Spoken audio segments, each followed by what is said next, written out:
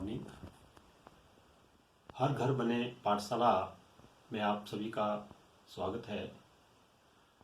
पिछले कल मैंने आपको राजनीतिक दलों के बारे में बतलाया था कि स्वतंत्रता की प्राप्ति और स्वतंत्रता की प्राप्ति के पश्चात भारत में राजनीतिक दलों का जो विकास हुआ और 3 मुख्य आम चुनाव में क्या महत्वपूर्ण योगदान रहा भारतीय राष्ट्रीय कांग्रेस का,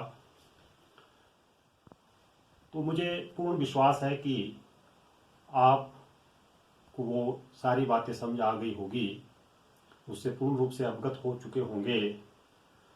आज हम अगला जो टॉपिक शुरू करने जा रहे हैं वो है राष्ट्रीय स्तर पर कांग्रेस की प्रधानता के कारण।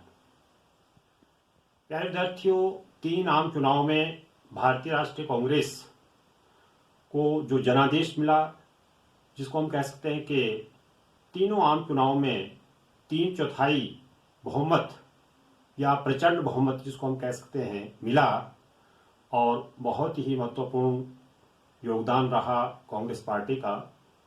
तो 1885 से लेकर 1947 तक वैसे भी भारतीय राष्ट्रीय कांग्रेस ने स्वतंत्रता आंदोलन में सक्रिय रूप से अपना योगदान दिया।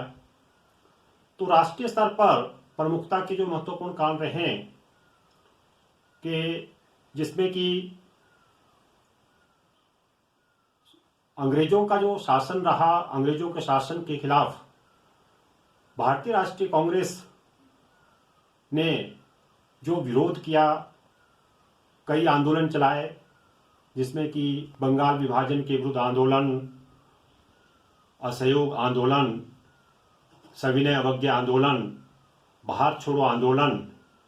तो ऐसे महत्वपूर्ण आंदोलनों की वजह से ही भारत स्वतंत्र हुआ।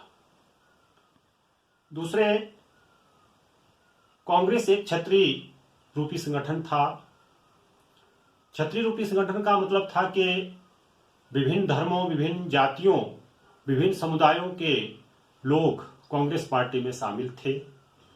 यहाँ तक कि चाहे वो सिख है, मुस्लिम था, ईसाई था, पारसी था, सभी धर्मों, जातियों, वर्गों के लोग कांग्रेस के साथ जुड़े हुए थे।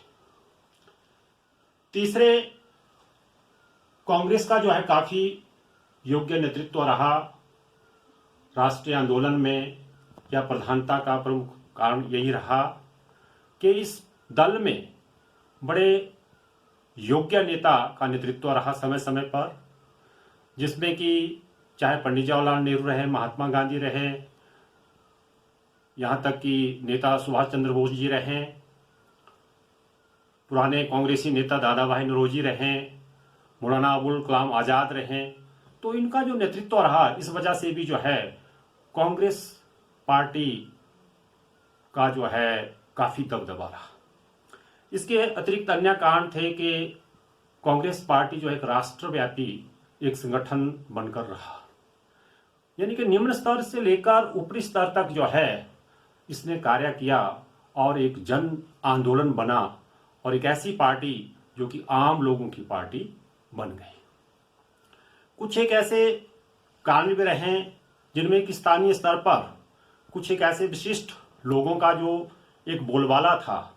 इनके कांग्रेस ने जो है उन विशिष्ट वर्ग के लोगों को नेतृत्व सौंपा, जिनको हम स्थानीय नेता भी कह सकते हैं कि अपने क्षेत्र में जो है उनकी पेंट बड़े पैमाने पे थी। तो इस वजह से भी जो है कांग्रेस का जनादेश अधिक बढ़ा। राष्ट्रीय स्तर पर कांग्रेस की प्रमुखता का एक कारण यह भी रहा कि शक्तिशाली विरोधी दल का अभाव रहा था। कांग्रेस पार्टी जहां सत्ता में थी, वहां दूसरे स्थान पर भारतीय साम्यवादी दल रहा। पहले 3 आम चुनाव में साम्यवादी दल या सोशलिस्ट पार्टी दूसरे और तीसरे स्थान पर रहे। अन्य कोई भी दल कोई बहुत ही महत्वपूर्ण भूमिका नहीं निभा सके, लेकिन ये दल इतने साउंड नहीं थे जो कि कांग्रेस पार्टी या कांग्रेस सरकार का जो है खुलकर विरोध कर सके। लेकिन राज्य स्तर पर फिर भी जो भी राज्य विधानसभाएं काम कर रही थी, उनमें कुछ एक ऐसे दल थे राज्य स्तर पर जिन्होंने शक्तिशाली भूमिका अभिनीत की थी एक विरोधी दल के रूप में, जिनमें कि पंजाब में शिरोमणि अकाली दल, मद्रास जो प्रांत आज तमिलनाडु में है, द्रविड़ मुनेत्र कड़गम ने बहुत ही महत्वपूर्ण भूमिका निभाई थी एक विरोधी दल के रूप में। प्यारे विद्यार्थियों, राष्ट्रीय स्तर पर कांग्रेस की प्रमुख प्रधानता के कारण ये रहे। इसके अतिरिक्त कांग्रेस एक जिसको हम कह सकते हैं कि गठबंधन के रूप में, गठजोड़ के रूप में भी रहा, जिसमें कि सामाजिक गठबंधन इसमें रहा, विचारधारात्मक गठबंधन के रूप में जो एकजुट रहे कांग्रेस दल के जितने भी नेता रहे, अपने आप को अराजकता से बचाया पार्टी ने, और दल बदल को भी रोकने में जो है पार्टी कामयाब रही। और यहाँ तक कि इसका जो एक गठबंधन का स्वरूप ये भी रहा कि इसमें ना केवल हिंदू ही इसमें बहुसंख्यक प्रारंभ में थे, लेकिन बाद में मुस्लिम लीग, सिख, ईसाई, दूसरे दलों, दूसरे धर्मों के लोग, दूसरे जातियों के लोग भी इसमें शामिल हो गए थे। तो हम इसको कह सकते हैं कि एक धर्मनिरपेक्षता का स्वरूप इसको देखने में मिला कांग्रेस पार्टी में। इसके अतिरिक्त मुख्य विपक्षी दलों की जो भूमिका अभिनीत की पहले 3 आम चुनाव में या स्वतंत्रता की प्राप्ति के पश्चात, क्योंकि भारतीय राष्ट्रीय कांग्रेस सत्ता में थी, लेकिन विपक्षी दल जो प्रमुख रहे, भारतीय साम्यवादी दल जो कि 1924 में जिसकी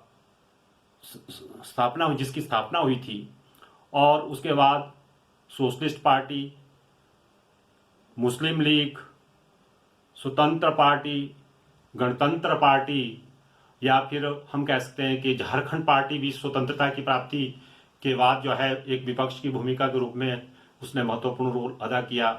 भारतीय Jana Sangh, schedule caste federation, all India schedule caste federation, जो कि डॉक्टर अंबेडकर द्वारा इसकी स्थापना की गई थी।